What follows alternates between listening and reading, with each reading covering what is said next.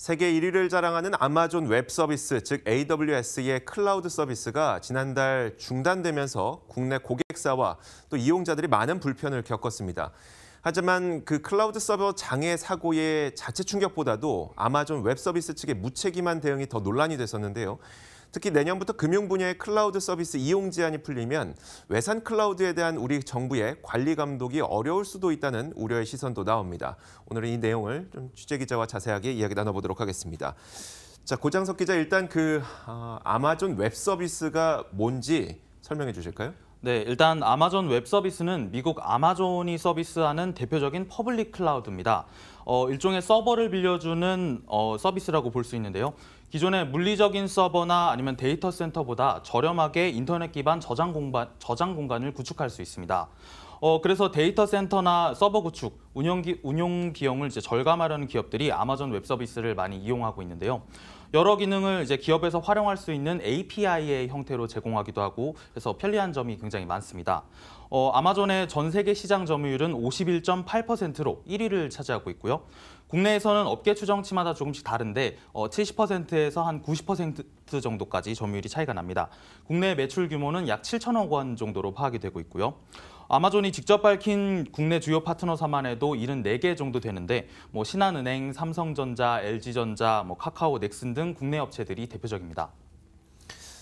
그러니까 이제 온라인으로 어떤 일을 함에 있어서 어떤 기업이 본인들이 데이터 센터라든지 서버를 구축하면 좋겠지만 이게 비용이 워낙 크다 보니까 아마존이 구축한 서버를 이용하고 거기에 대한 이용료를 지불하는 형태로 지금 일을 하고 있다는 거네요.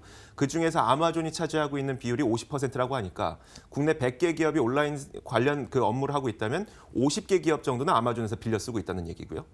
네, 맞습니다. 그 정도 비율일 정도로 아마존의 영향력이 굉장히 큰 상태인데요. 이번에 아마존에 대해서 정부가 현장 조사를 나서기도 했습니다. 네. 아마존 웹 서비스 측이 지난달 22일에 발생한 서버 중단 사태를 고객사에 제대로 고지했는지 여부를 이제 파악하기 위해서였는데요. 지금 나오시는 화면을 보시면 지난번 아마존 웹 서비스 사고 당시에 암호화폐 거래소인 업비트에서 올린 공지사항입니다. 빨간 줄 쳐지신 분을 좀 자세히 보자면 네. 이제 당시에 서버 장애가 발생했는데 사전에 아마존으로부터 관련 안내를 받지 못한 상황이라는 내용입니다. 당시 갑작스러운 서비스 중단에 이제 이용자들의 화살은 모두 각 기업으로 돌아갔는데요. 기업들도 원인을 파악하지 못해서 약간 혼란에 차 있는 상황이었습니다. 예를 들어서 쿠팡 같은 경우에는요, 네. 배송 같은 게 제대로 되고 있는지 이런 거에 대한 내용이 많이 올라왔고, 네. 또 가상화폐 거래소들도 있다 보니까 이제 실시간으로 거래되는 게 중요하잖아요. 당시에 좀 피해를 본 사람들이 굉장히 게시글을 많이 올리는 그런 약간 혼란에 빠지는 상황이었습니다. 네. 이게 법률적으로 좀 따져볼 경우에는 이제 클라우드 컴퓨팅법에 따르면 서버 중단 발생 사실을 이제 이용자에게 알리지 않은 제공자는 1,000만 원 이하의 과태료를 부과받게 됩니다.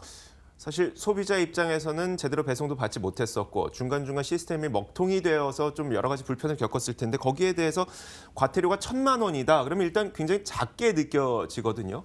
여기에 대해서 아마존의 다른 대응은 없었으니까?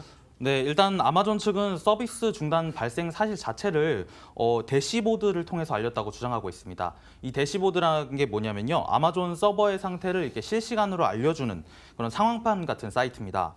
이미 서비스 계약 당시부터 이 대시보드를 통해서만 알려주겠다라고 계약을 했다는 내용인데요. 게다가 보상안에 대해서는 개별 기업마다 SLA라는 서비스 수준 계약을 따르고 있습니다. 이제 서비스 이용자는 아마존 웹 서비스 상품 구매에 쓰이는 크레딧, 일종의 포인트 같은 건데요. 네네. 이 포인트로만 보상을 받을 수 있도록 계약이 되어 있습니다. 기업들은 약간 울며 겨자 먹기로 이제 피해가 발생한 고객들에게 자체적으로 보상을 해줬는데요. 예를 들어서 쿠팡 같은 경우에는 배송 지연을 겪은 고객들에게 전원 환불을 해준다던가, 네네. 암호화폐 거래 사이트의 경우에는 당시 이뤄진 계약에 대해서 이제 무효 처리를 해준다던가 이런 식으로 자기들의 손해를 감수하면서까지 이런 보상을 해주는 상황이었는데요. 일부 기업들은 이것 때문인지 이제 앞으로 아마존 웹 서비스가 어떤 보상책을 마련하느냐에 따라서 다른 클라우드 기업으로 옮겨가는 것은 어떨까 이런 식으로 약간 진지하게 고민하는 목소리도 나오고 있는 상황입니다. 지금 단계에서는 이제 기업이 본인들이 스스로 손실 감수해 나가면서까지 보상을 해준 상태였었네요. 알겠습니다. 현장 조사 그 시기에 대한 이야기도 나오고 있는데 아마존 측의 사정으로 인해서 좀 조사가 미뤄졌다는 얘기는 뭐예요? 네, 원래 현장 조사는 지난 4일로 예정돼 있었어요. 네. 그런데 이제 아마존 측의 사정으로 6일로, 지난주 목요일이었죠. 6일로 미뤄진 건데요. 왜냐하면 아마존 웹서비스 코리아 대표하고 임직원들이 당시에 미국 라스베거스에서 이 아마존 웹서비스의 행사에 참여하고 있었기 때문입니다. 이것 때문에 뭐 귀국하기 어려워서 정부 조사를 받기 어려워서 뒤로 미뤘다 이런 얘기인데요.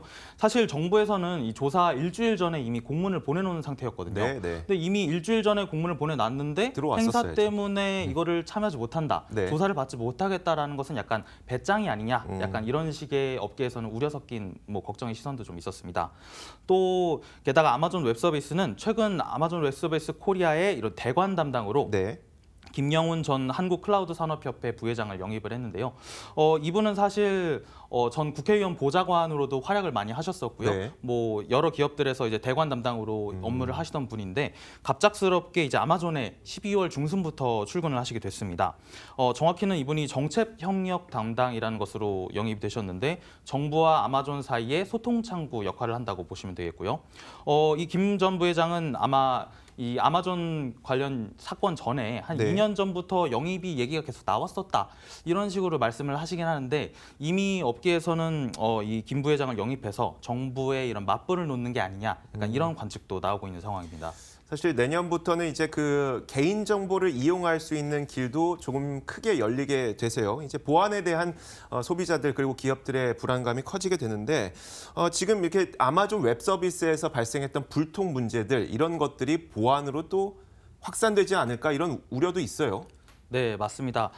내년부터는 이제 개인 신용 정보와 고유 식별 정보 같은 민감 정보까지 클라우드를 활용할 수 있는 전자금융 감독 규정 개정안이 실시됩니다. 1월 1일부터 바로 실시가 되는데 다만 이 정보가 해외로 유출될 경우에 대비해서 이런 민감 정보를 보관하는 클라우드 서버는 반드시 국내에 있도록 이렇게 했는데요.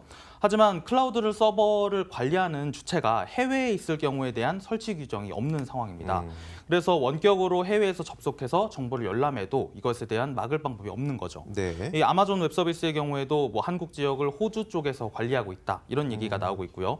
또 정보가 유출될 경우에 이런 해외 사업자에 대해서 국내법을 적용할 수 있는지의 여부에 대해서도 약간 불투명한 상황입니다. 이런 사후관리 책임을 명시한 조항이 없는 건데 사실상 개인정보를 보호받을 길도 없다는 말이 되겠죠. 게다가 전문가들은 이런 해외 사업자에 대한 국내 정보 접근을 차단하는 방안과 이제 국내 법 집행력을 함께 강화해야 된다는 입장을 드러내고 있습니다. 그 사고가 만약에 한국 기업에서 났다면 굉장히 큰 문제로 아마 사회 문제로 비화됐을 겁니다. 해외 기업이 이런 큰 유출 사고를 냈을 때 한국의 규제 집행력이 확보되지 않는다는 것은 국민의 신체나 재산이나 안전에 굉장히 큰 문제라고 저희는 보고 있습니다. 네, 상황은 조금 다르지만 이제 KT의 사태도 비슷한 사건이 났었잖아요. 네. 근데 그 사태가 났을 경우에는 이제 정부가 즉각적으로 현장 조사에 들어가고 보상책에 대해서 KT가 바로 발표를 하고 그 이후의 대책에 대해서 쭉 논의되는 일련의 과정들이 있었는데 아마존 웹서비스의 경우에는 그 이전에 이미 사건이 발생했는데도 불구하고 뭐 정부의 현장 조사도 늦어지고 그거에 대한 보상책 마련도 없는 약간 국내 업체와 해외 업체 간의 차이를 드러내는 사례로 조금 볼 수 있을 것 같습니다. 아마존 웹 서비스가 먹통이 됐다는 사례가 단순히 한 차례 먹통이 돼서 소비자들의 불편을 겪었다 해서 그치는 것이 아니라 이것이 국내 그 정부가 손 쓸 수 있는 방법조차 없으니 개인 정보가 해외로 유출된다고 하더라도 여기에서도 뭐 아직은 손 쓸 방법이 없다 이 정도로 우리가 이해하면 될까요? 네, 맞습니다. 그리고 곧바로 내년부터 금융 클라우드가 개방이 되는데 이제 아마존 웹 서비스가 좀 무책임한 태도를 보여서 이런 외산 클라우드에 대한 불안감이 점점 고조되고 있다고 봐야 될 것 같습니다. 네, 알겠습니다. 조금 더 철저하게 이 보완을 시킬 수 있는 방법이 필요해 보입니다. 고장석 기자였습니다. 고맙습니다.